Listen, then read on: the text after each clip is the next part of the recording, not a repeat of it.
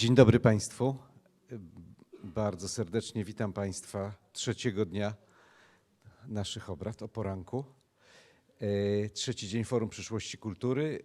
Debata dotycząca przyszłości instytucji kultury, bardzo ważna. Wczoraj rozmawialiśmy o kontekście, rozmawialiśmy o Ukrainie dużo, rozmawialiśmy o uchodźcach, o programie artystycznym dla uchodźców, o włączaniu ich, o współpracy z artystami uchodźczymi. Dzisiaj rozmawiamy o tym, w jaki sposób instytucje kultury mogą zareagować, w jaki sposób instytucje kultury mogą się zmieniać, w jaki sposób instytucje kultury mogą się rozwijać i przygotowywać do zadań, które przed nimi są. Także debaty na dużej scenie, na małej scenie, wieczorem spotkanie z politykami, ponieważ mamy taki plan, żeby te nasze pomysły również spotkały się z osobami, które mogą je wcielić w życie i mają siłę polityczną. Zapraszam, witam gości. Oddaję głos Pawłowi Sztarbowskiemu, który zaprosi gości i przedstawi. Pawle.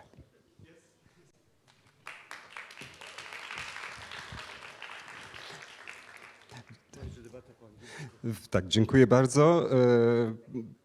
Zanim przejdziemy już do właściwej debaty, powiem tylko, że żeby usprawnić naszą rozmowę, wszyscy będziemy mówić po angielsku, a przynajmniej starać się mówić po angielsku. Tak jak już mówiłem, mamy panie tłumaczki, które będą tę rozmowę tłumaczyć, więc jeżeli ktoś potrzebuje tłumaczenia, słuchawki są przed wejściem do sali. Okay, can we start? Okay. Good morning. I'm extraordinarily excited to invite all my guests today. Ifigenia Taxopoulou, please join us.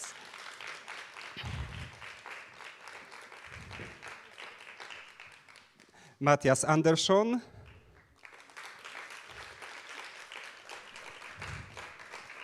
Maria Chlawajowa. Maria, you have to, yes, take this chair because of the presentation. Jens Hilje.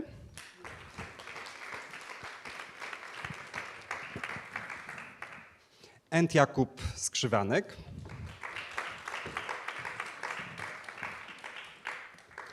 Yes, and first of all, I'm really excited that in spite of this challenging hour on Sunday, you decided to be with us. My name is Paweł Sztarbowski, and I have the honor to moderate this debate about cultural institutions of the future. I would like to briefly, because we haven't a lot of time for this debate, introduce my very special guests. Yes, and then and thank that they agreed to share their thoughts and experiences with us. Mattias Andersson, a Swedish playwright and director. Between the years 2006-2019, artistic director of Backa Theater in Gothenburg. Now, since 2020, artistic director of Dramaten, the Royal Dramatic Theatre in Stockholm. Yeah. Thank you. Ifigenia Taxopoulou, researcher, curator, dramaturg. She is a founding member and general secretary of the European Theatre Network Mythos 21. She is also an associate of Julie's Bicycle, the UK-based charity bridging environmental sustainability and the creative sector. Jakub Skrzywanek. Jakub is one of the most vibrant Polish young directors, dramaturg, and since 2022, artistic director of Teatr Współczesny in Szczecin. With really interesting new program. We will speak more about this. Jens Hilje, curator, dramaturg. Oh, yeah. Jens Hilje, curator, dramaturg from Germany. In 1996, together with Thomas Ostermayer, founded Die Baracke, venue at the Deutsches Theater, and then after great success of this place, from 1999 to 2008 and 9, he was the main dramaturg and part of the leadership team in Schaubühne in Berlin. From 2013 to 2019, he was co-artistic director of the Maxim Gorky Theater, together with Shermin Langhoff, awarded by Golden Lion at the Venice Biennial in 2019.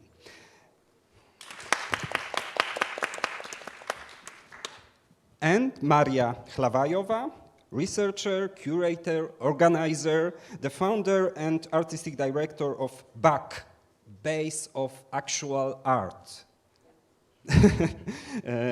in Utrecht since the year 2000. Between 2008 and 2016, she was research and artistic director of Former West, which she initiated and developed as an internationally and developed as collaborative research, education, and exhibition project.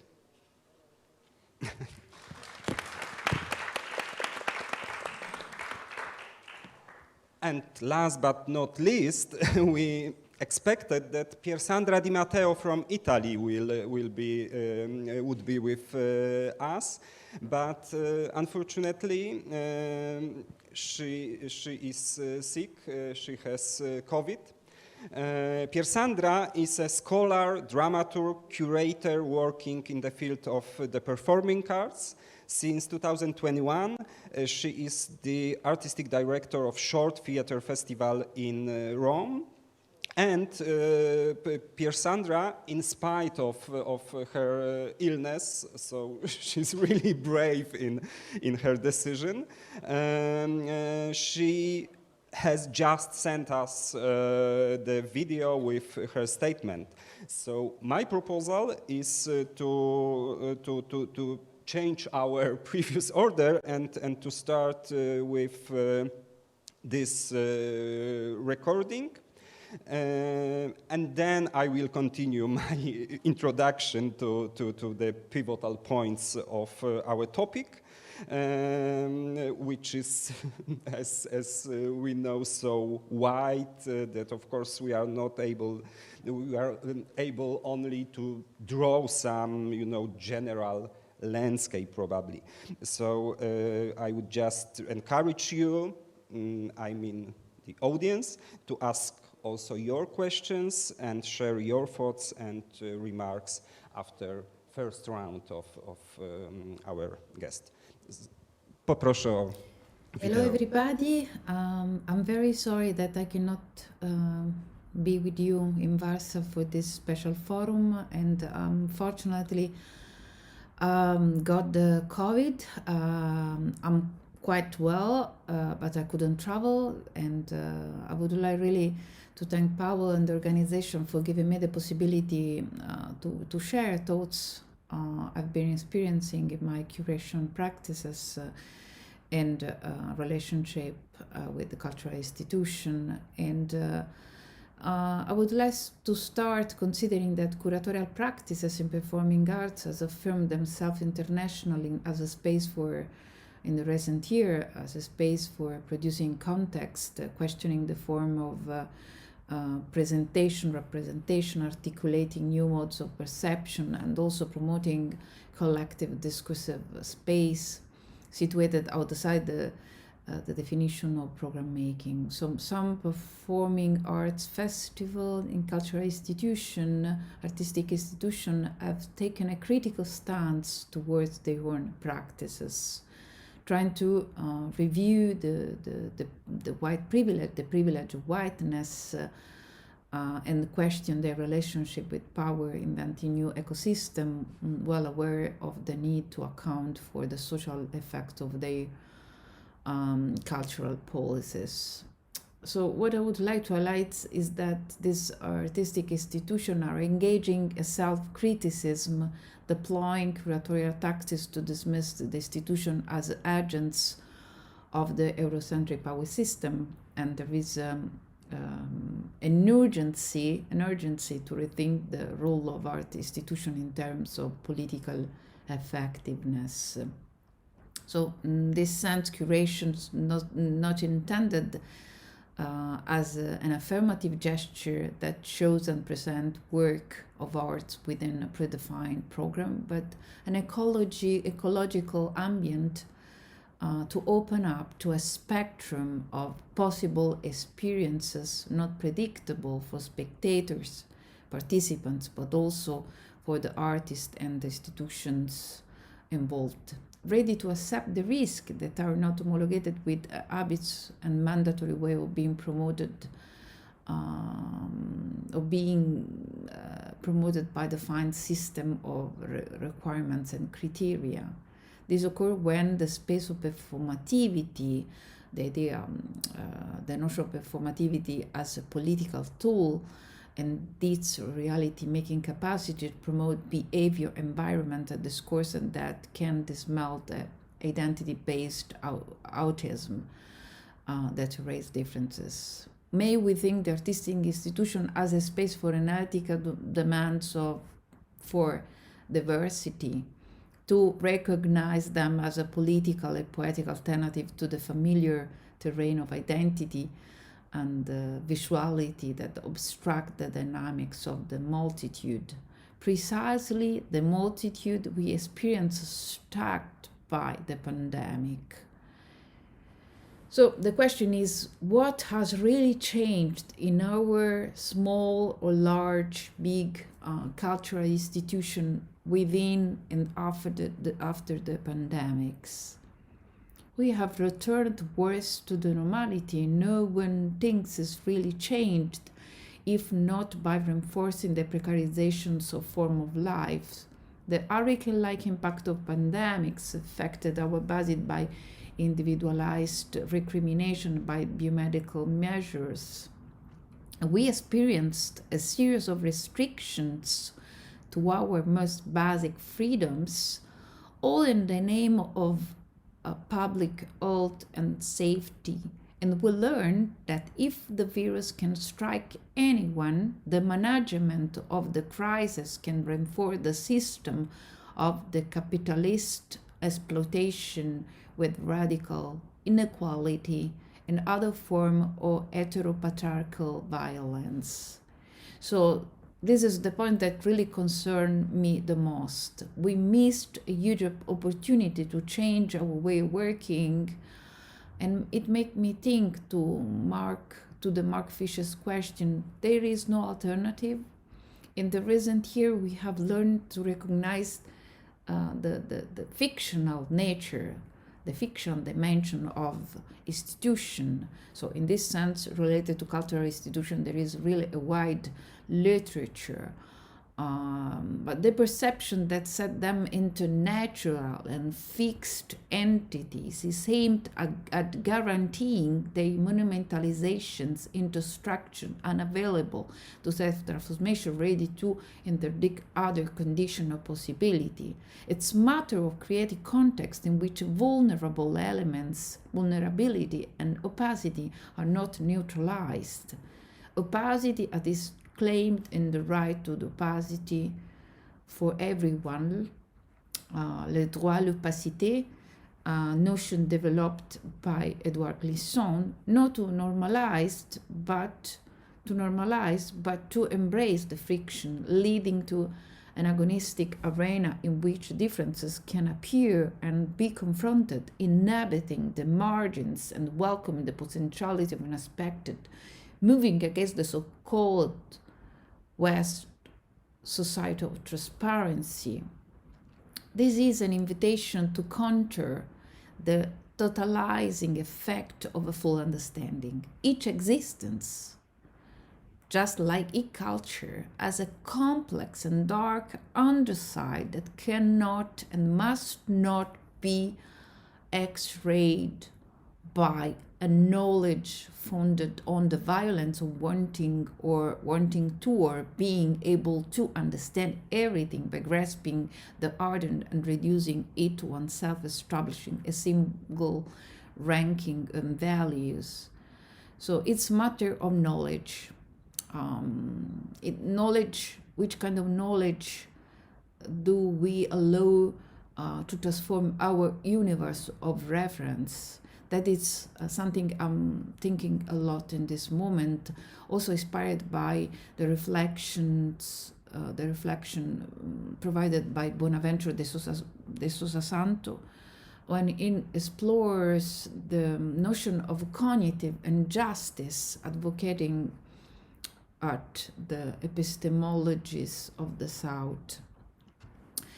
In my recent project, Atlas of Transitions, I curated 2 years ago, and now the festival I'm directing in Rome, Short Theater, there is a section, now it's called Reciprocity, that focuses on relation and nature of the performative experience, promoting a space for interaction, quoting Karen Barad, between bodies, having a close link with the urban life. So what I'm trying to suggest is a collaborative tuning that takes into account the scope of this turnaround. This is the moment when festival theater, institutions, companies, big, large, small, group of people can work together, should collaborate, creating new alliances. So in this sense, curatorship will not be intended as an authorial affirmation, but as a redistribution of power that concern the fabric of our social bodies. Acting in concert, as Judith Butler suggested, not necessarily in the sense of acting in conformity, but as a negotiation of convergent and divergent purpose. So in this panorama, new alliances between bodies should take place together with other narratives, producing unexpected dynamics in relationship with inhabitants and urban environments, enacting intensity to practice the everyday life against the trap of multiculturalism, the diversity of culture, which fix a more general commodification of cultural difference that continue to act as a process of exclusion. So I think the cultural institutions should promote the interconnectivity between different social bodies, the territorial marginalized dimension, suggesting a logic of diffusion in interference and tangency with the activity of association, realities, collective and groups of inhabitants, group of activists, in order to encourage a symbiotic strategy, a doing together as an action of an institutional reframing, a way to train to the poetic capacity of invention, as Boyana Kus said, to counteract the structural nexus between institution and precariousness. And we should be ready, because neo-nationalism are on the side of the bottoms. I thank you very much for your attention. I hope that my thoughts can be use in some way for your discussion there. Bye. Ciao. Thank you. I think I think it's good to start from Piersandra's words because she in her statement she introduced multiple interesting threads. What I really appreciate in her thinking about performativity as a political tool is her particular care about the understanding of art as a collective space, as a collective effort and mutual work.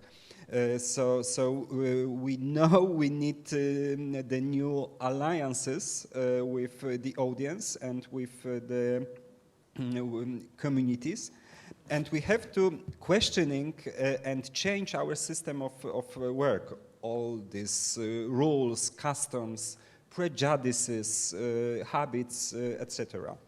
So my general task and request to all of you is how can we rethink, restructure and reframe our conditions of thinking about the cultural institutions. Of course, facing an increasingly hostile political climate of contemporary world, because it's even difficult to contemplate all these challenges faced in the world, in Europe, prevailing nationalism, populism, Russian aggression to Ukraine, pandemic, climate change, shrinking space for civil society, and many other social and political factors and tensions. So this is our landscape. Yes, it's not apocalyptic future, it's our presence we live in. What can be the role of the cultural institutions facing with all these issues, but also in some kind in spite of them? Because we have to be in spite of all these things to make our work possible. Are we still able to test innovative formats to reach this challenging reality and to reach wider and more diverse audiences? So, briefly, what are we for? Why do what we do? Who are we for? So, I have only 3 quick questions for you. Maria, please take the floor and share your thoughts. I know that you have the presentation, so poprosimy o prezentację. It will come in a second. I would like to just first thank everybody for the invitation, for this opportunity to talk, for wonderful care by the organization and hospitality here. Easy questions. Pavel, when I arrived, you and I looked at each other and we thought, here we are again, speaking about the role of art and culture institutions, as we have done for many years. And yet the situation is very different today. And of course, that has to do with the war on Ukraine. And in that respect, I am humbled by what the art institutions in Warsaw, in Poland, but also other countries that directly border with Ukraine, what has been done. It's extraordinary, and one can only learn from it. But of course, there is also, one can also slightly only to some extent zoom out of the situation, and then you indeed see not quite apocalyptic future, but perhaps apocalyptic present, if to use your terms. And you already described the landscape, of course. I have to add, it's not me, it's Donna Haraway's quotations. Of course, the key is ecological catastrophe. That we live through or climate breakdown, but of course continued colonial exploitation. the rise of right-wing totalitarianisms, fascisms, pandemics, informational and biological, and many other things. And so I would like to use this larger perspective, coming into this conversation from Bach, which stands indeed for basis for actuele Kunst, a base for, decidedly not a center, but a basis for art of now, if you will, which is based in Utrecht, the Netherlands, where I moved to in 2000 from Slovakia. And I'm fully aware the conditions within which we work there are very different from here. And I would like to factor that into this conversation. And just quickly, this idea of basis is envisioned as operating at the intersection between art, knowledge, or science or theory, if you will, and social action.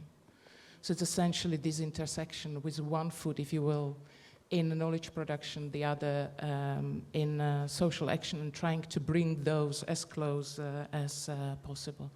And what translate, how this triangle, or how these three elements of what we look at, art, knowledge production, and social action, translate in action, if you will, we tend to think about us as a basis for thinking how things are, imagining how things could be otherwise, but by no means stopping there, but trying to see to which extent can we enact that imaginary, to which extent can we live that imagination as if it were possible. And there are various ways to think art institutions today, and Pier-Sandra introduced quite a fascinating theoretical framework for that.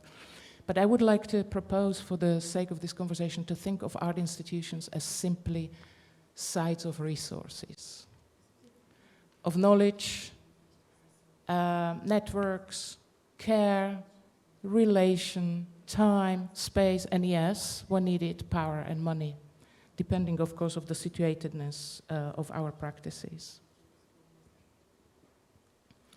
These, of course, are the resources desperately needed in this time. The question is, how can those resources be shared within this practice of thinking how things are, imagining how things could be otherwise, and then living that imagination as if that were possible. And that's essentially a practice of world-making, collective world-making, collective modeling of the world we want. And I know how problematic the notion of the we is, but I would like to think we in a very open way as those who are in solidarity with the oppressed, if you will, in resistance to the world we live in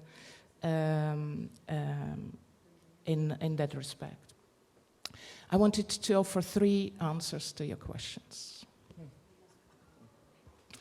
If I can ask for the PowerPoint, the first question would be, my first point would be answering really quickly to the question, do we need art and culture institutions? And my answer is unambiguous yes.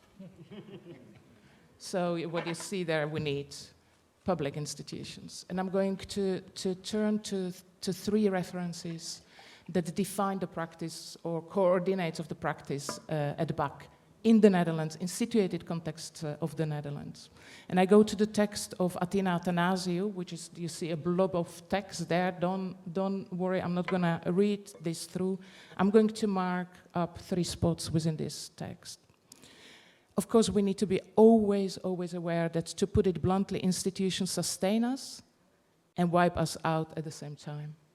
And we need to be at every point really aware of this situation. So I hope I will not sound unrealistically optimistic, or whatever I should call it, naive in relation to institutions. This is how I relate to institutions. I know institutions both destroy us and sustain us. And so these institutions, with all their class, racial, ethnic, and gendered inflections, are technologies of normalization and disposability. But of course, we need public institutions, public spaces, homes, parks, schools, toilets, what have you, hospitals, libraries, and art institutions to sustain the possibility of living and being in common. So the claim here is we need public institutions because the living and being in common is not possible anywhere else. And so this is precisely from where this theoretical and political dilemma arises. How do we use the public institutions as a site of resources? And this is turning page in the same article in the former West Reader, the project that Pavel mentioned. The only positionality is to always, all the time, keep a position of being with, within, and against it. At all times, with, within, and against it. And that articulates a field, a dynamic field of relationality with the audiences. Because what you perform is at the same time proximity and distance of the art institution, but it allows you to, even if temporarily, deauthorize the institutions normalizing violence. Because, and I repeat it, institutions are simply sites of resources. This requires that we critically question and go beyond the classical disjunctive mode that often marks the language and imagination of political contestation, namely the binarism between either working within immanent conditions or from a presumptively pure and apocalyptic outside. That's dichotomic thinking we need to leave behind us and institute otherwise, with, within, and against. Of course, in this space of relationality, art and culture is a tactical space, if you will, maybe strategic space. In all situated conditions, I know, whether you in openly kind of totalitarian circumstances or in circumstances like in the Netherlands, which perform or present themselves as democratic, quite actively not seeing undemocratic elements that defined our lives there. So when I talk about art as a strategic location, it's suited really for tactics of imagining, fictioning into the future and changing narrations about how things are. Checking my time because I promised to deliver within 10 minutes, so here's the point 2. Quick. This is answering the cluster of questions: how to provide new forms of social collaboration, how to extend our audiences, and what is it that the culture organizations are supposed to do? So 2 minutes to answer this complex. 3, gosh, let's go. My answer is prefigurative learning. And I have a definition of prefigurative learning, and that's coming together, assemble together in order to learn the world we know, we want again. Coming together in order to learn together what does not yet exist. It's a shifty definition while speaking to you. Coming together to learn what does not yet exist. And for me, this is something that encapsulates the idea of thinking how things are, imagining how things could be otherwise, and enacting it. So to come together to learn what does not yet exist, it's together, through mutual exchange, learn the world we want and enact that relationality. So this prefigurative learning is, I think, for Bach, a key imperative, if you will. Tons of projects around this, and I'm just showing a slide from trainings for the not yet. The idea of coming together of human, non-human, living, non-living, organic, and non-organic. So it's a post-human assembly, if you wish, taking the earth into the conversation, into the assembly. And it's a side of multi-directional learning with one another. What is it that we want? And I'm just putting this slide on because it actually says this was an exhibition that was set up as a series of trainings for a future of being together otherwise. So it's learning different ethics of relationality, hoping that upon leaving the institution, leaving the trainings, one will take with themselves residue to carry on with. There's a publication for those of you who might be interested toward the Not Yet, Art as Public Practice.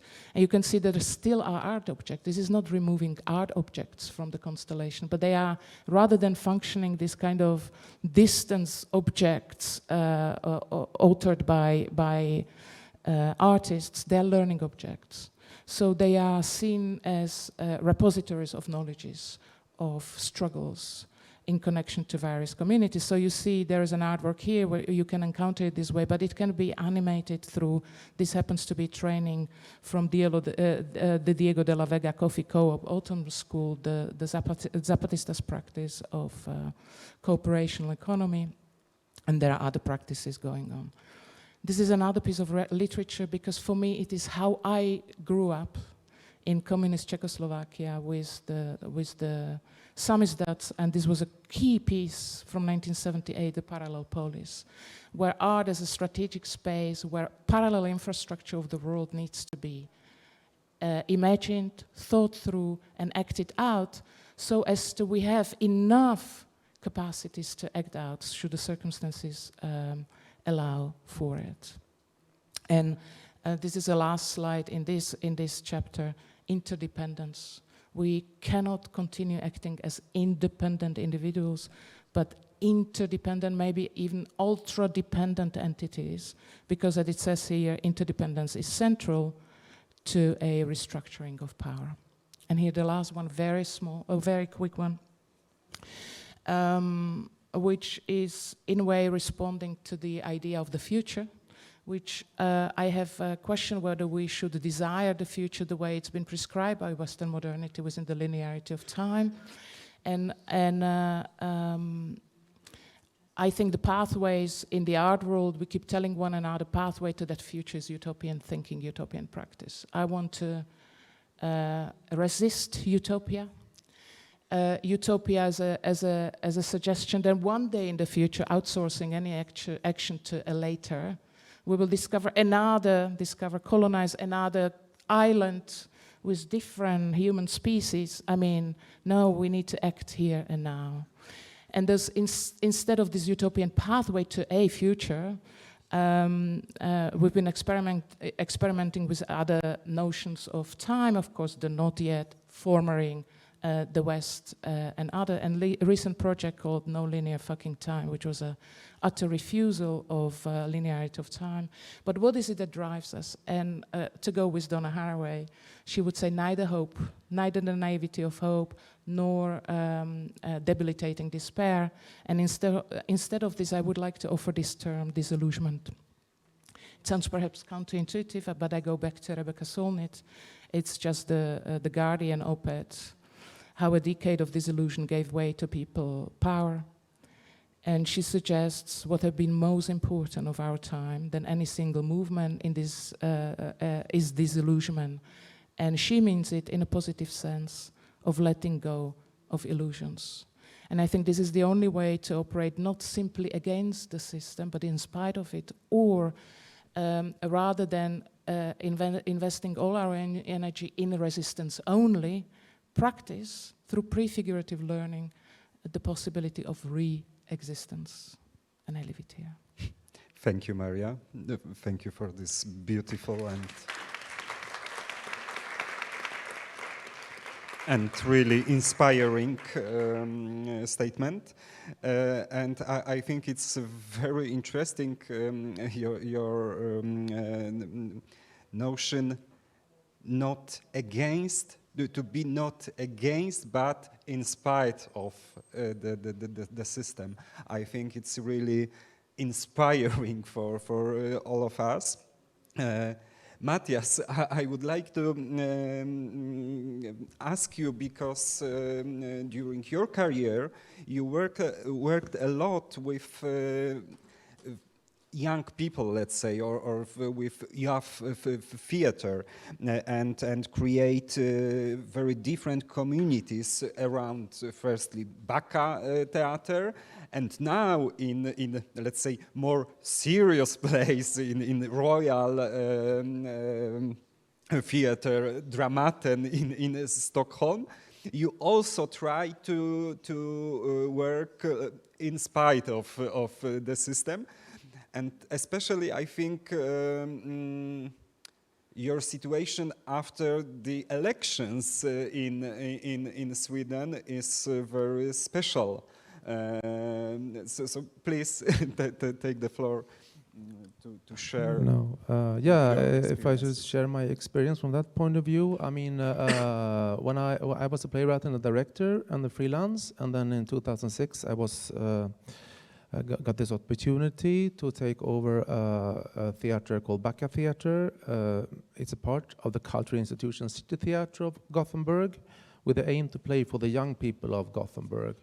And the beautiful thing there was that we were giving a new space. It was an old factory building that they were rebuilding out in the old harbor ship building part of Gothenburg. It's like the outskirts of Gothenburg.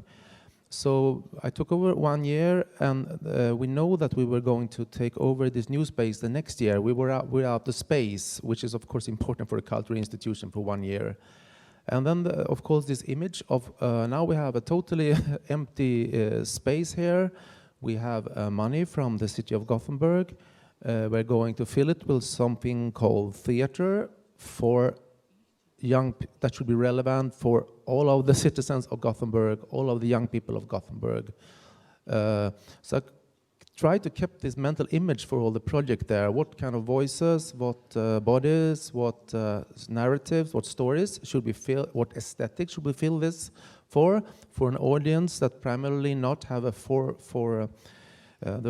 prejudice, that have no ideas what theater should look like. They have maybe some first coming goers. So I try to problematize this in every performance, different perspective, trying to make it in different ways. And for this whole project, of course, it was a professional company with professional actors, but we also made a lot of projects including young people, amateurs from different areas of Gothenburg. We did a project with some young refugees from Afghanistan coming to Sweden. We made a play out of a Syrian guy who wrote a play. It was actually here, part of the Atlas of Transition, Hierarchy of Needs. It was played at the Novi Theater here. And also, sometimes we took a classical text and clashed it and tried to combine. Since I'm now in Poland, we did a project based on Witold Gombrowicz Iwona, where we took the play and combined it with, so we took the original play, and then we connected a big writing project for young people of different areas, different socioeconomic background, to write text about loneliness, being pushed out of a group, etc., and harassment and the experience of harassment in a group mechanism. So we combined these texts from the young people into this classical text. So it was a combination there.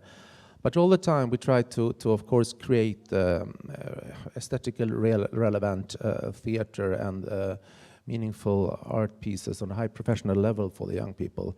And then in 2019, 2020, I was commissioned to take over the Royal Dramatic Theatre of Sweden, which is the national theatre of Sweden, centered in Stockholm, and is really, of course, a house of power. That's really the center of the culture power in Sweden.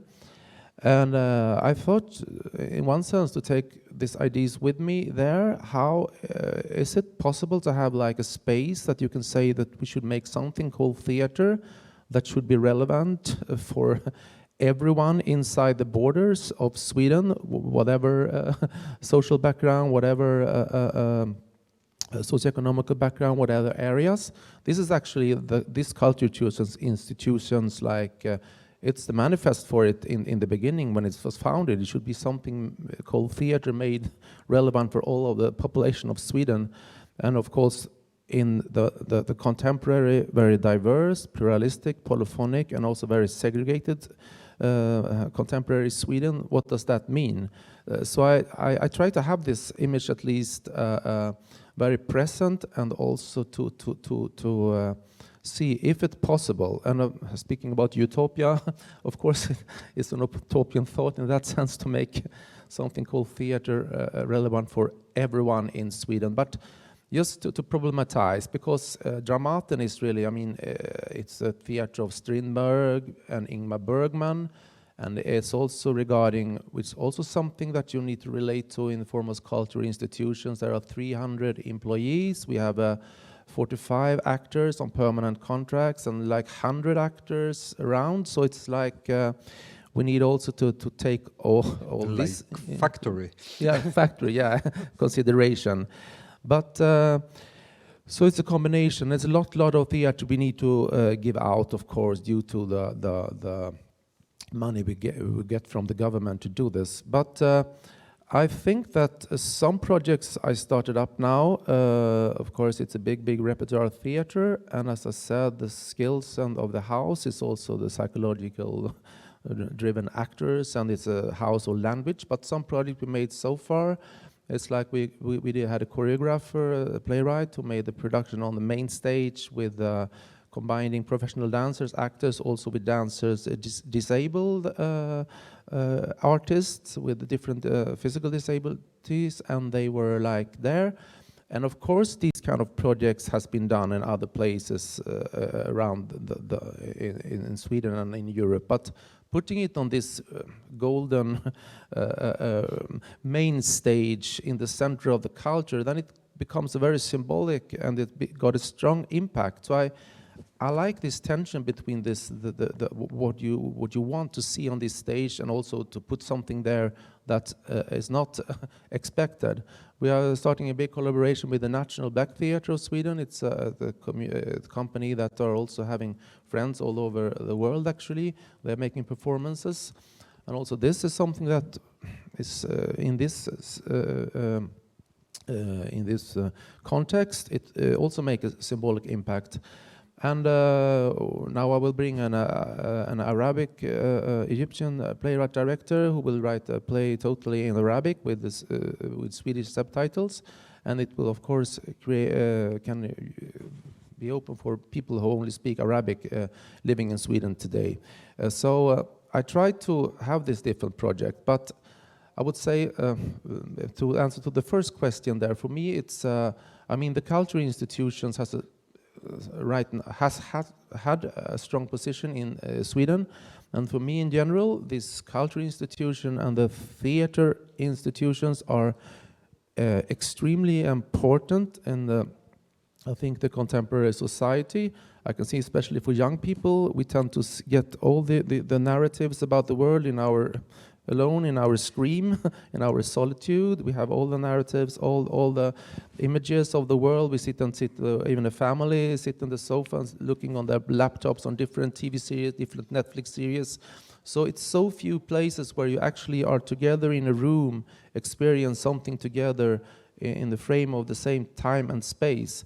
And I can see, therefore, especially for the young people, it's an experience that to take yourself to a certain place and a certain time and experience something together with other people, or discuss, or having a dialogue about what we all think about this, the world we're living in today. It's more and more a unique experience.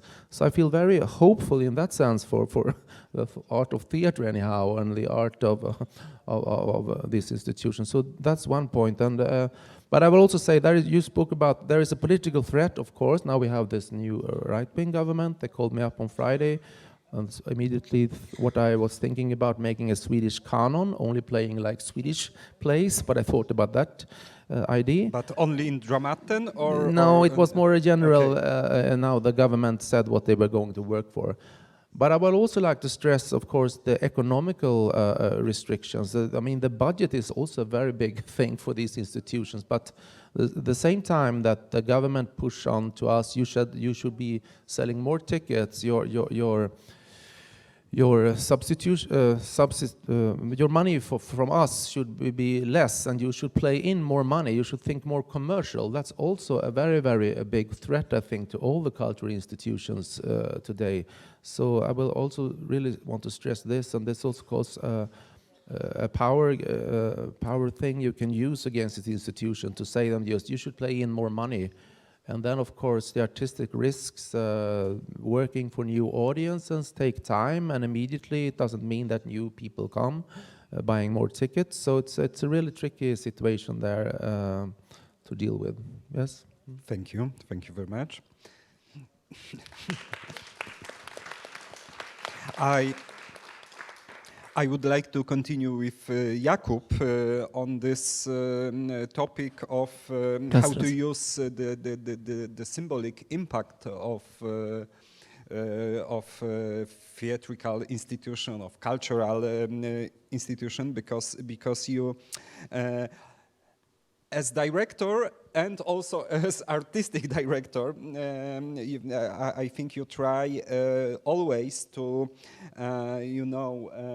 looking for this line between reality and fiction. And in Teatr Współczesny in Szczecin, you are trying to foster multiple communities and organizations and invite them to the collaboration with your theater. Thank you so much, Paweł. Thank you also for this invitation. I'm really I don't know how to say. I'm really happy that I can be here. So from the beginning, I think maybe I will start from something different, but I will came to your question, because I realized now that we sit on a stage where in the last performance of Christian Lupa, it is the line multiple times the actor said, "We fucked up everything," and and this line get really angry. A lot of artists, also mostly from my generation, and maybe last 2 days when I've been here also in the different meetings, I finally realized why this line from this Lupa performance pissed young artists or some artists really a lot in that topic. And I think it's not because we are disagree, or some people are disagree with Lupa, because I think we fucked up a lot of things now. But it's mostly because we see that Lupa understand that. I think that's a lot of people think that Lupa understand that, but he not change really a lot of the tools, how he make the performance, methodology, and this is the problem. And for me, and I want to start it from those, to build a theater of the future or the institution of the future, we have to start to think not only about the art, act of art, this all stuff, but also maybe equal, or even now, those days, even important is to ask ourselves how we make that, which tools we use, how are we fair if we do something. So this is really important for me, and I want to start it from that I think, and to be honest, it surprised me. It's my 9th month of being artistic director in Szczecin, and 60 or even 70% of my job is the mostly social problems. Of course, I have the general director, but those days it is like this, and it have to be. And I think it's okay. We have to deal with that. Now maybe it's more important to stay with the budget in frames, because we have the deal with the city, with the state. I don't know who is your organizer, but we have that. And also it's the deal for the artist, all the stuff that we have to think inside of the institution have to be really fair, not only in ideas, but mainly in the way how we deal every normal problems that we face it every day. And we also start to think those way in Szczecin. For example, of course, it's really hard, but we don't have any outsourcing in our theater. We try to start to make fair contracts with the artists, and that these contracts also, it's not really with a lot of difference between them. And for me, I know that because you, for example, wonderful told about the ideas, and I think it's great. But maybe because of that, mostly, I want to say about something more concrete. And I think it is something that we have to start it. And here we start to came to this answer also for your question, Pavel, because, you know, I think about my theater, Professor Przemysław Czapliński is the best one who tried to name that. He said that what I'm trying to doing in the theater is the theater of the possible reconciliation. And I think maybe it's true.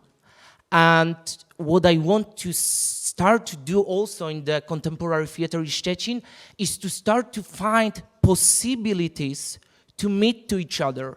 Of course, I'm grown up from the critical theater, mostly here, of course, in Powszechny Theater as well. But I start to see that we have to start to find some, and I think we can find some values, some things, some topics where we can meet to each other. And for me, it is the fundament of what we try to do. The next is that, and I think it was very interesting on the first panel about that start to, on the one thing, invest in the community in our theater, but on the other hand, of course, we now see that the communities is really hard to build now, mostly those days. So we get the strategy that our theater will be place of the representation of some minorities, some topics, some groups which don't have this representation in the normal life, in society as well. So we decide to focus for the first 4 seasons to some groups. First one was dedicated to youngsters, to teenagers. Now we are in the season where we more focus on the people with disabilities. The next one will be about the problem of the equality, mostly in the topic of the also position of women in society. And the last one will be about the elder people. So we try to find these 4 groups and start to work with them, not for them. And it was the main idea of how we start to work. So when we start to build this season about the teenagers, we built during the rehearsal for sexual education. It was also really important because it was the time when their Law and Justice Party kicked out sexual education from schools. So I decided that if the teenagers can't deal with those topics in the school where they should, we have to go back and make the theater the place where we will start to do that. And mostly we work like those. So if you, Pavel, ask me, we start to build a group of the experts, and now it's our, like I can say, we are really proud of that. For example, in my last premiere in Szczecin, we have almost 80 people which were the experts for the performance which we do in Szczecin. So it was the experts from some LGBT organization which consult us about the representation, some doctors, but also the people, for example, from some organization in countryside. And for me, it's really important. And what I can say, I'm the most proud of our first season is the meeting which we have in the end of the season, where the queer people, LGBT people from Lambda Szczecin go to one of the village in our region, and there work together with the people from this traditional organization which made handcrafts, all this stuff, and they built together set design for our performance.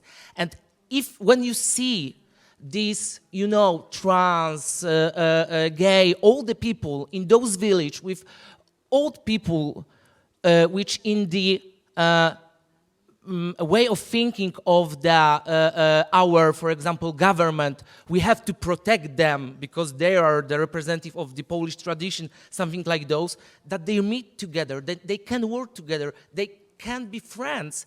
It's the most important for me, and we really want to invest those way. For me, is the most important, and in the end, I want to say that also the second art level, only 2 words about that, it's that we try to work on the 3 level, local, which I said, national, which we take a topic and try to make these performances also important in the public debate, and international. For me, you know, I born in the 90s, I born in Wrocław, and these nationalities, all this stuff, I totally don't understand that.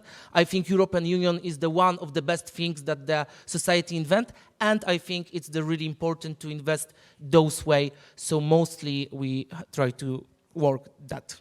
Thank you. Thank you. Thank you. We are a little bit out of the time, but yes, thank you, Jakub, for this wide framework. And I would like to continue with a little bit different subject, but I hope we will return to this topic of, let's say, inclusive theater, and also this level of conditions of our mutual work. But now I would like to get back to Maria's statement about learning what even doesn't not exist. Because Iphigenia Taxopoulou is working on the book on the sustainable theater, sustainability in the cultural institutions. Is your book ready, or it's still ongoing? So yes, I would like to introduce this very important subject. So the book will be ready at the beginning of the year. So thank you very much, Pavel and Pavel, for inviting me to the forum and to this panel with these great colleagues. So yes, I come from the theater. I have worked for almost 30 years, as you said, as a dramaturg and a programmer and so on. But then for the past 10, 15 years, I have been engaged very actively to work at the intersection of environmental sustainability and culture, and most particularly theater and the performing arts. So I'm condemned to only speak about ecology wherever I am. So, but I want to say just a few words about institutions because I have my theater hat and my green hat. And so my theater hat for 1 minute to say that our network, Mythos 21, which is a small network representing some of the most important and big culture theater institutions in Europe, was precisely founded to defend the idea of the public institution. Because we feel that institutions legitimize arts and culture, they sustain arts and culture, and somehow they anchor arts and culture to society. So that was one of the founding principles. And the other was that it is a network of individuals, because we really believe that it is the people leading and working in the institutions that really fulfill completely their mission, and they help nourish this mission and expand it. So off the theater hat, up the green hat. So one of the main reasons why I got engaged in this topic, is it okay? Am I heard okay? Yeah. Yes, okay.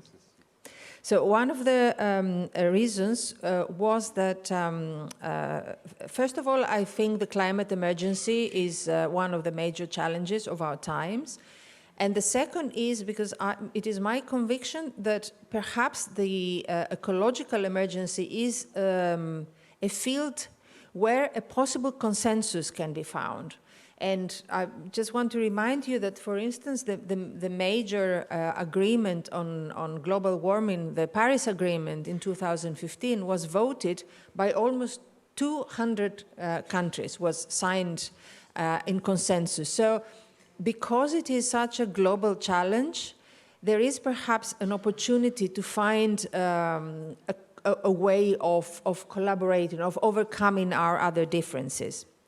So in the text that Pavel sent us as basis for our discussion, Marek Krajewski suggests that culture is a radar for contemporary issues, and often it offers us a glimpse into the future to come, which is, of course, generally true, but in connection to the climate and environmental crisis, this didn't really happen. So my feeling is that the world of culture, and most importantly of cultural institutions, did not see the ecological transformation coming, not in time.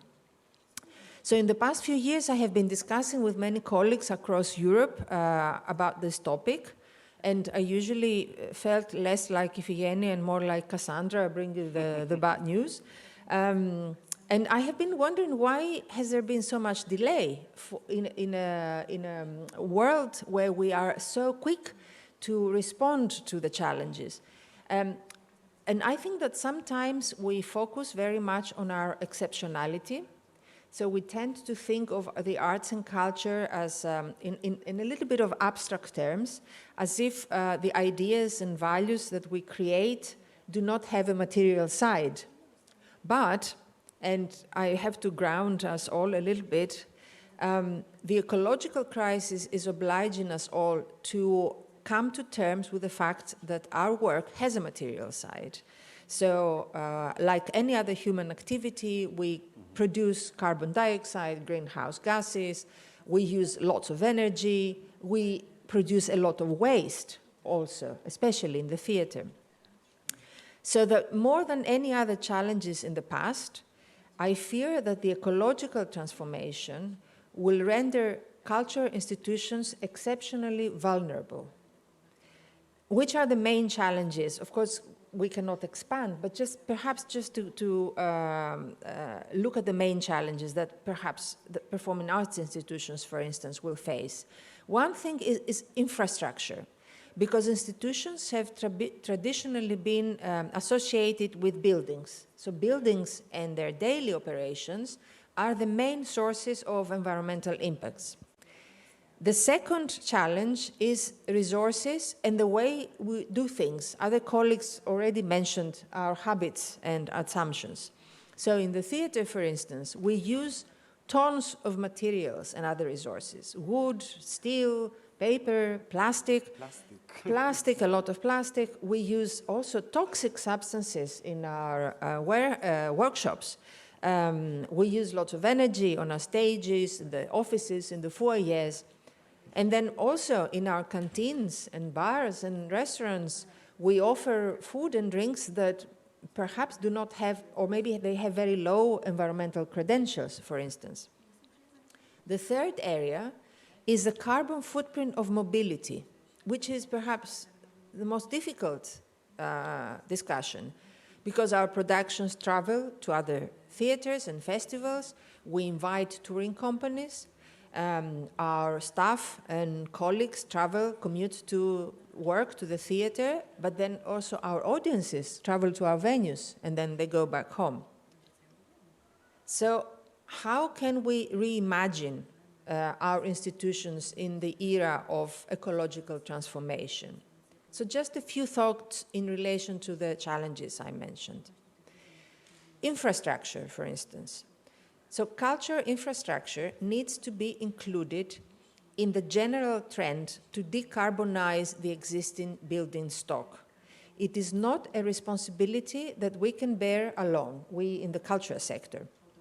So in this respect, instead of stressing our exceptional features, we need to lobby to be understood as part of the general green transition.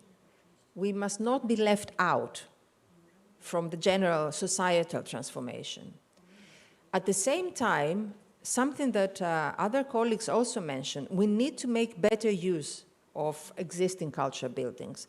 I'm very happy to see here in Powszechny that you are already sharing your spaces with artists, collectives. So we need to move very much in this direction, to move what we have in a better way with more people, with artists, with collectives, to share more what we already possess. In short, we need to revisit the assumptions by which we have been running our theaters and our daily operations, and we need to use less and share more. In connection to resources and aesthetics, once we become aware of the material impacts of theater making, for example, we will perhaps need to question the dominant aesthetics of the big show, the grand spectacle. And this involves a new negotiation with artists, but also with audiences alike. So we need to somehow dematerialize the artistic processes. And this takes institutional will and a lot of creative imagination. Now, regarding mobility and the new ethical frameworks, we have to think about travel, cross-cultural collaboration, and artistic exchanges, which are extremely important in what we do, and how these are going to be affected in the era of flight shame. Perhaps you have all heard this Swedish expression of being ashamed of traveling by airplane. So if we can no longer travel as much as we did before, we need to think, who gets to travel now? Who needs to slow down? So new ethical questions arise, and the question of justice enters the conversation. And speaking about 2 minutes? 1, okay, oops. So speaking about justice, one last thought. Intergenerational justice, and Jakub mentioned it already. This becomes central in the ecological transition. What about the younger generation? Will they want to work in the cultural institutions? Will they want to lead the institutions of the future? What resources will be made available to them? It's the question, for example, for my students. Yes, exactly. What will be left from us to them to use? Because maybe we are not leaving them enough aesthetic choices for their own work. And just a concluding thought, ecological responsibility is not an artistic mission, it's a civic duty. So culture, like all other sectors of human activity, should be supported in its transition. So this is not a moment to focus on our exceptional qualities, but rather to stress how the arts and culture are an integral and equal part of society. Thank you very much, Eugenia.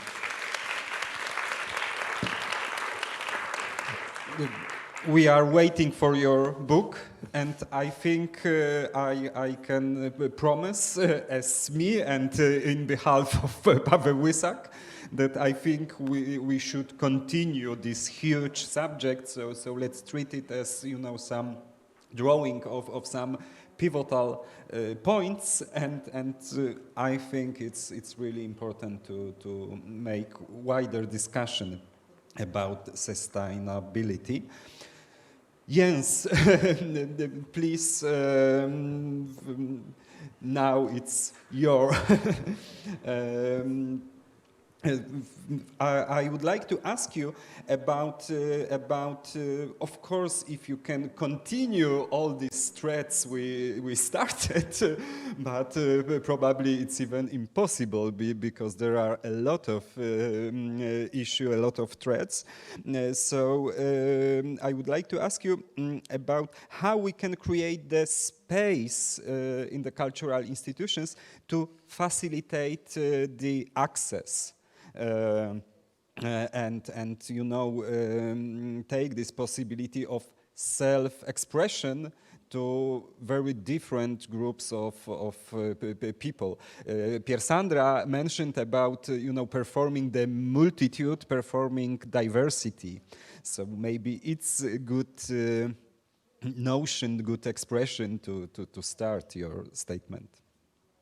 Okay, I'm really honored to be here. Thank you for the invitation and the possibility to reflect with you on the future of institutions, the use of institutions, and maybe the abuse that takes place in institutions as well, as it is an ambivalent thing to do and to lead and to be a boss of an institution.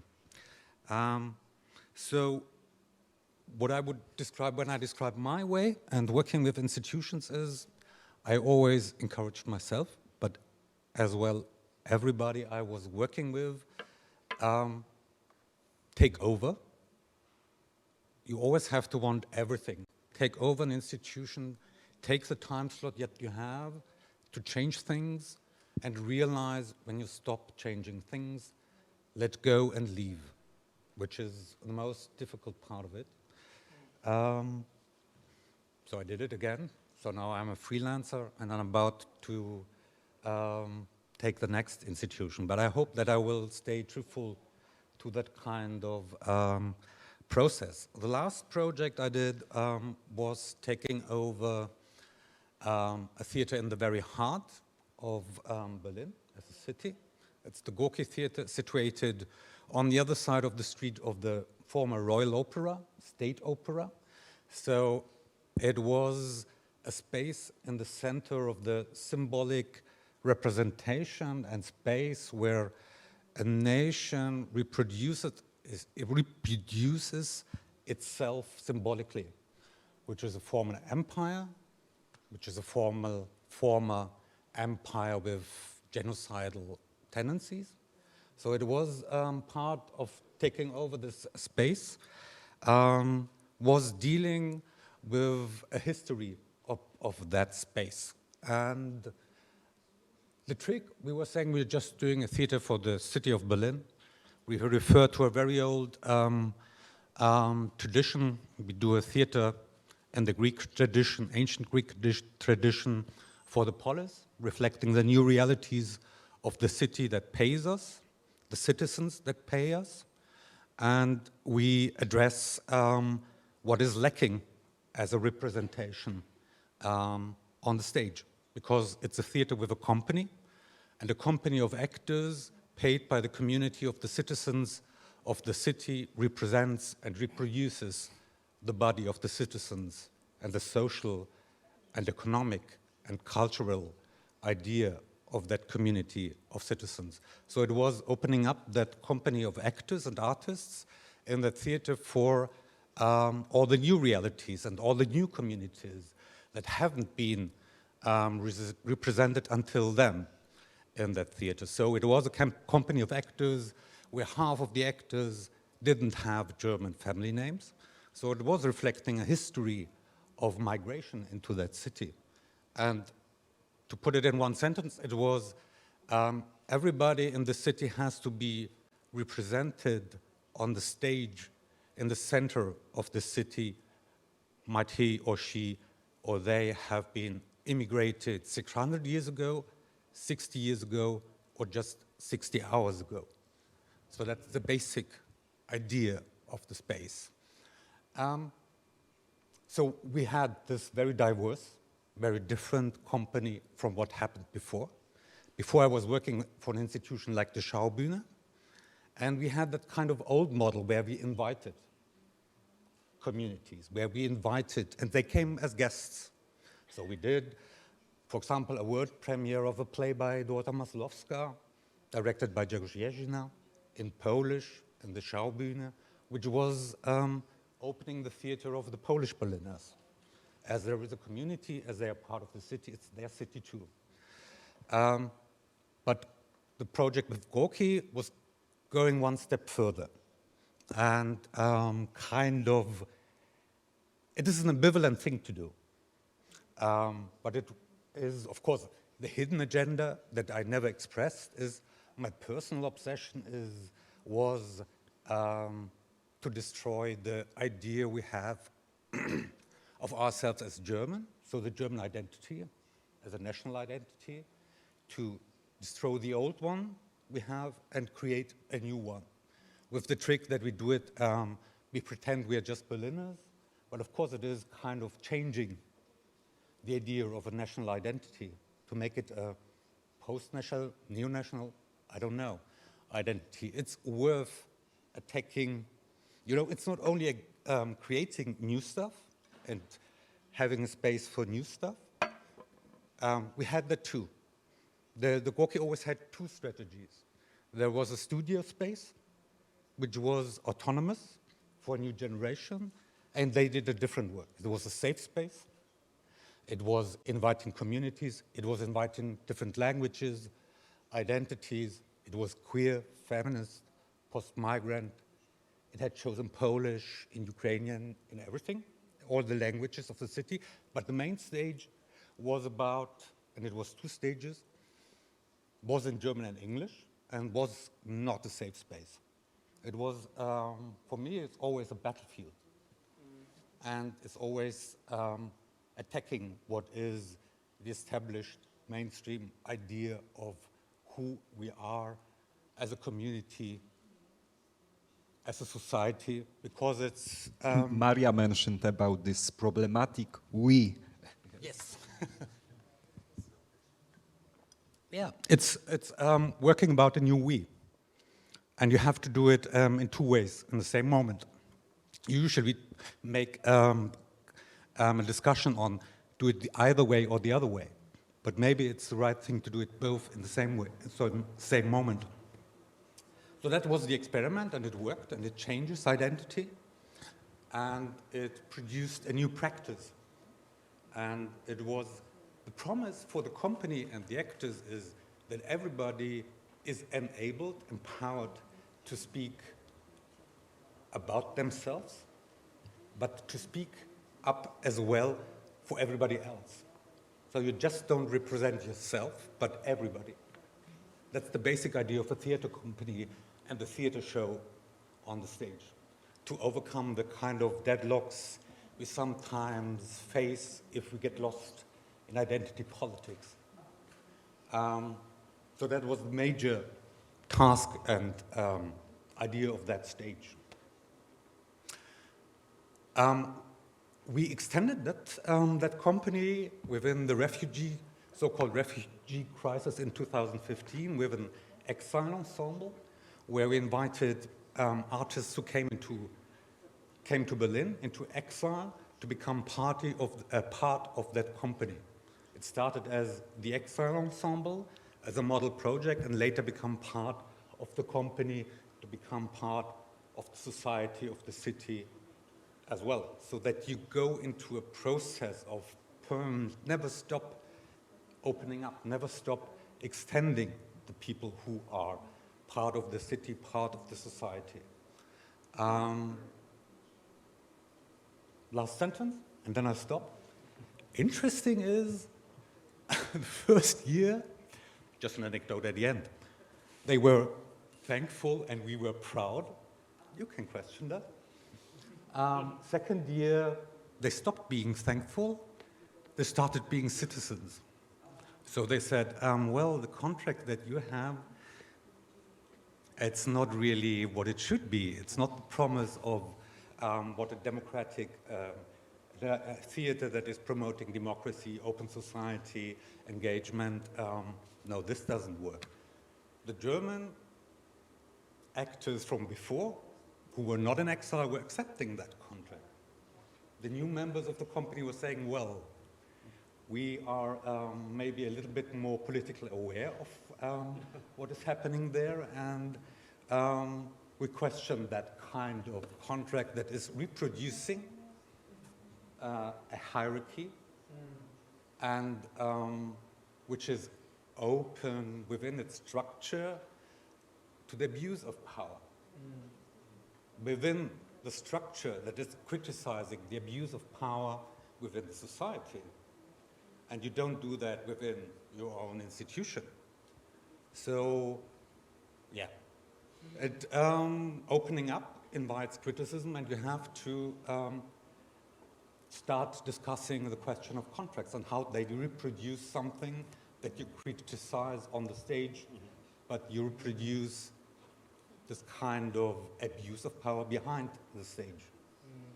Which opens Yes, up the question I think as well that it's one of the biggest challenges in front of us. Thank you very much, Jens.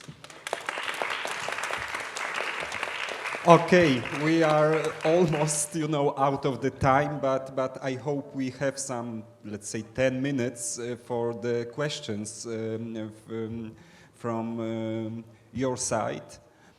So please feel encouraged.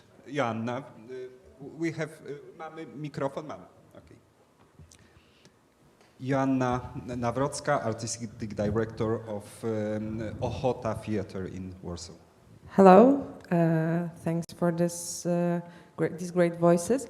I would like to ask a question, maybe somebody of you would like to address it, of the connection between the institution and bureaucracy. From my daily perspective of a really open institution that admits many external organizations inside, the biggest problem of maintaining daily life is dealing with bureaucracy, is dealing with the formal aspects of leading an institution. To really do what we want, we should have more money to employ more people just to write contracts, fill in forms, fill in tables that are required from us. Invent the new forms of the contracts, yes, Yes. because it's also the challenge sometimes. So I would like to ask you about this balance, or maybe your vision of how to deal with this rather imbalance than balance, I would say.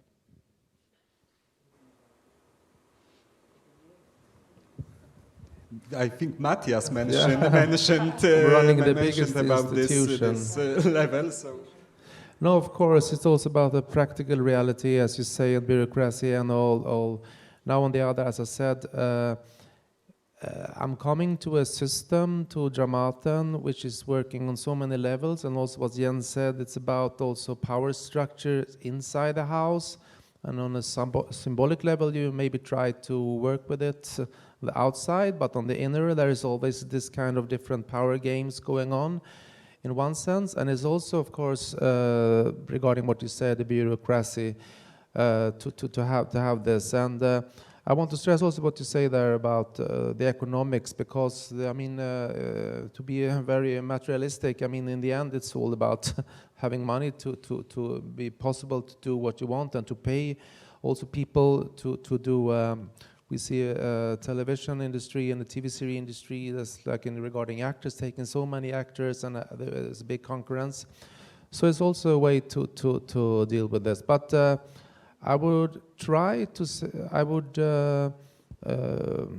it's speaking about the broader narrative and getting people on your side has been much my work, and always keep repeating the same story of what I want to do with Dramaten, and hopefully after time people understand and follow. And that also means that politicians maybe could agree to this. So, but I'm not familiar really what your problems with the bureaucracy is connected to the Swedish context. Maybe I'll make myself more precise. I meant the future of the institution and the growing bureaucracy and how to deal it, because we have ways of dealing with the climate issues already, as Iphigenia said, but I really don't see the way of going out of the institutional part of the institution, which makes the institution exist and helps do all the great things, but it grows and it's always bigger. This is our perspective in Poland. I don't know, maybe different countries have more, I would say, like little administrational issues to deal with every day. But here it is really growing every day, and I don't see the future in it. I see only past in it. Jakub. If I can add something, because for me it's interesting perspective. I think the problem of the Polish institution is also problem of the that we don't have a procedure how to deal with the reality that we have. And my most interesting experience was in Dramaten, where we go last year during COVID time. And when we came to Dramaten in one of the a guy from the technical team, they found a COVID. And you know, it was something that on the one hand we can say it was like horrible because they closed us in the hotel, they make 3 times tests, all this stuff. It was really special procedure. But you know, they had procedure from the state which they have to lead step by step. And on the one hand, okay, we can discuss is it were good, logic or something like those, but we know, and you know, how you have to deal with that. And how to avoid, you know, the mess around. Yeah, so you know, so this experience which we have in Dramaten for me was something really interesting. Like it was totally the opposite of the how we deal in Polish institution, where it's all the time improvising.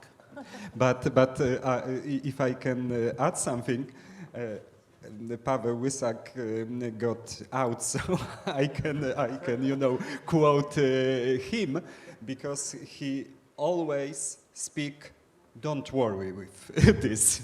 The most important for us is to create the program, and we will find the solutions how to, you know, solve all these fucking shits with all these procedures, bureaucracy, etc. So I think it's very close to what Jens mentioned about this take over the institution. Take over this bureaucracy. I know it's impossible. I know it, but for me, it's always, you know, in, let's say, the second row of thinking about the institution as an entity. Other questions? Mamy mikrofon?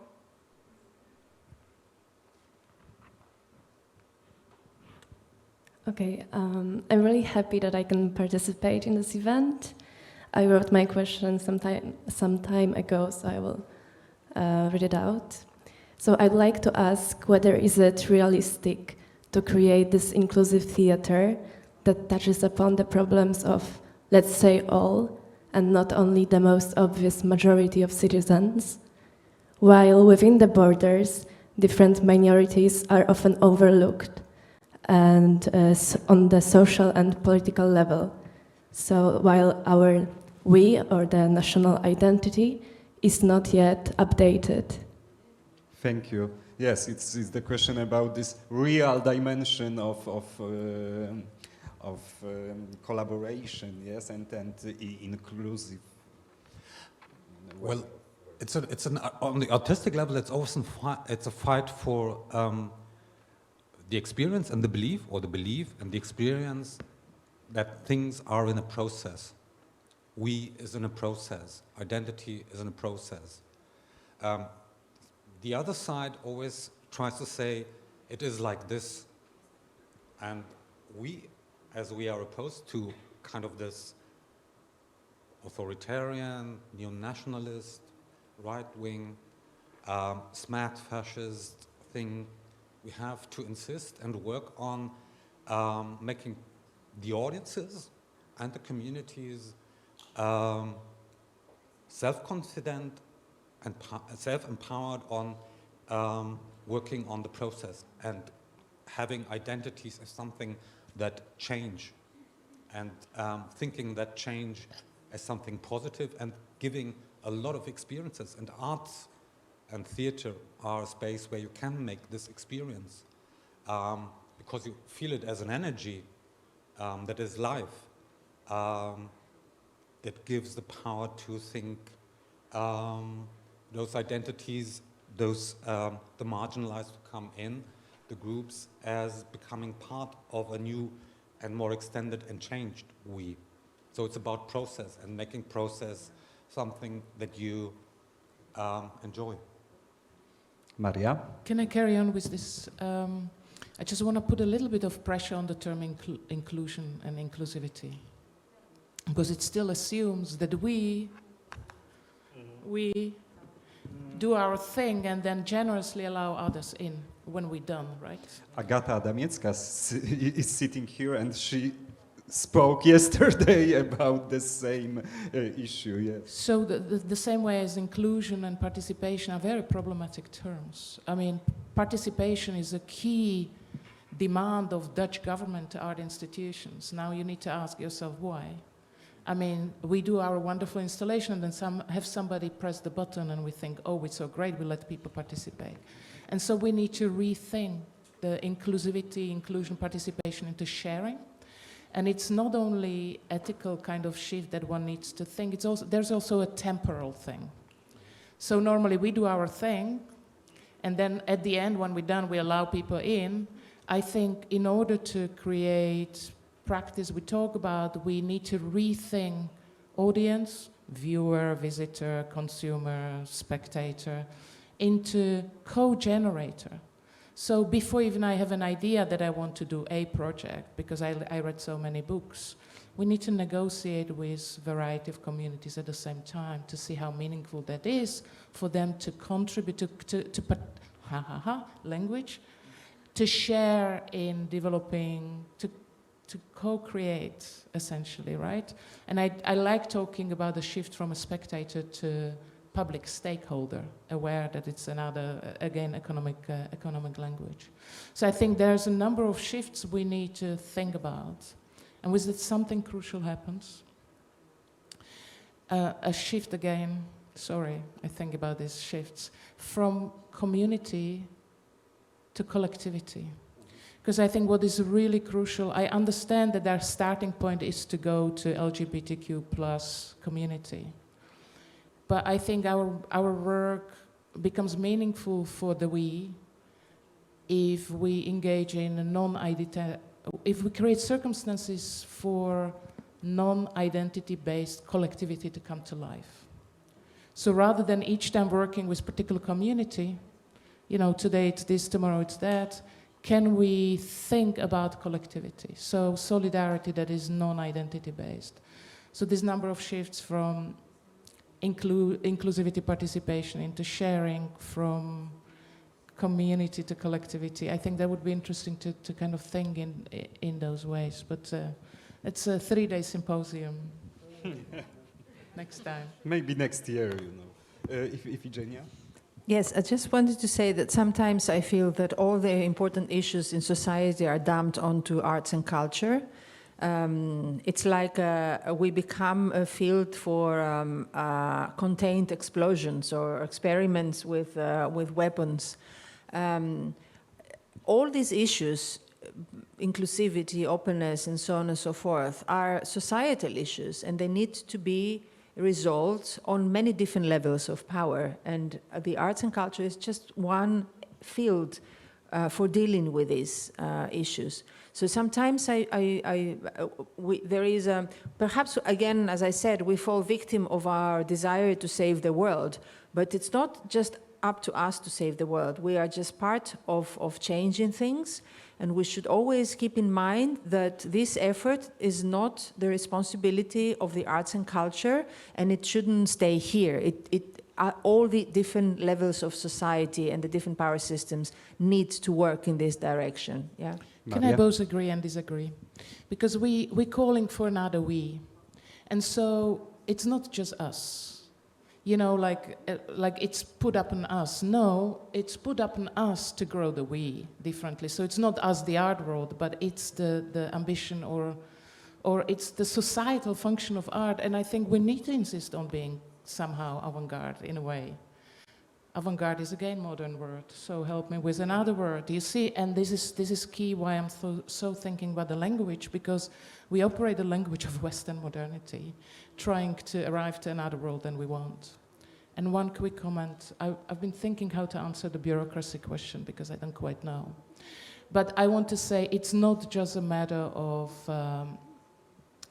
that other side of the organization. We, the artistic, and then there's this other side. I mean, to impose upon art institutions continuously new rules and regulation is a content matter, because this is how powers that be want to keep and control and status quo going. So and I know I speak from the Dutch perspective, so I know. But I see it belonging to my tasks to continuously renegotiate the rules and regulations. And I'm fully aware this is not possible everywhere, because this is what shapes the possibility of experimentation. Because to make you busy 30 hours a day with administration means you cannot go into thinking and enacting the world otherwise. So I just want to also kind of unthink that there is a division within the organization, one that does bureaucracy and the other that does dreaming. It's one and the same thing. So I think part of the resistance or re-existence, it's in reworking this relationality to the powers that be, to the extent possible. Okay, thank you. Any short question or please? Hi, mine is a bit specific. I have a question regarding sustainability in this inclusivity, and my hometown is actually Szczecin, so as much as I'm thrilled to hear about this initiative, that is great, and we didn't have that.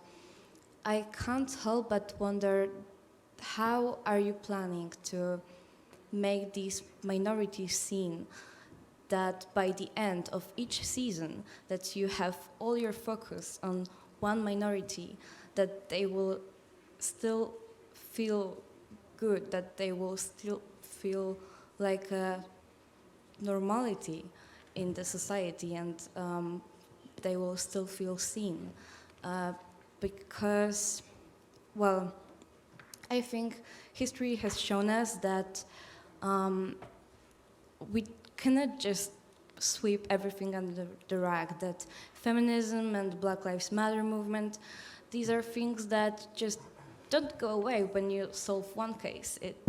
It keeps growing because it's just not enough. And I love it. I know it's small steps, but well, you said you focus on teenagers. I'm only 19, and I would still like to know that 1 year from now, I will be just as important as I was this season ago. Thank you. Kuba, try to answer really briefly. So thank you for this question. Of course, it's really important, and we have to work on many different levels. I only say it in the general idea. They are most important for us, and it's really connecting to what Ifigenia said, is we have the really huge infrastructure, and now we want to share this space with all those groups which we invited. So now we start to launch a lot of different groups or activities which can invite and make that our theater will be the place where those people can make whatever they want on their fields. Like, for example, when they start the problem war the Ukraine, we were sent by the mayor of Szczecin to organize reception point in the railway station in Szczecin. And in the beginning, I can say that I was surprised. His answer was really easy. He told us, okay, you have 120 employers. For sure, you can send every week 20 or 30 to help on the reception point. And you know, on the one hand, I was shocked, like no one wanted to even negotiate that with us. And then I realized we have a lot of experts in the communication, with the feelings, all this stuff. And then we start to work on that, and we make the theater the place for the a lot of kind of activities we develop for the next weeks for the voluntaries and also refugees. So it's the also example how we try to make not only this artistic way, which I mostly focus on my speech. Thank you. Paweł, have we additional 5 minutes or completely not? So yes, there is last question. I would like to thank Maria Hlawajova for her statement opening the session.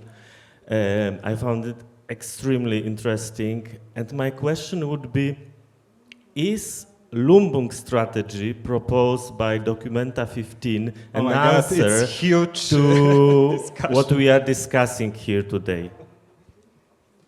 I'm laughing because I know the discussion on Friday evening between Maria and Jens about Documenta. So if we have new 2 hours, I think. Sorry. Yeah, Maria, it's possible to answer not in briefly? 5 minutes. Not in 5 minutes. But the idea of Lumbung can be one of the strategies to think the situation through. Yes. Thank you.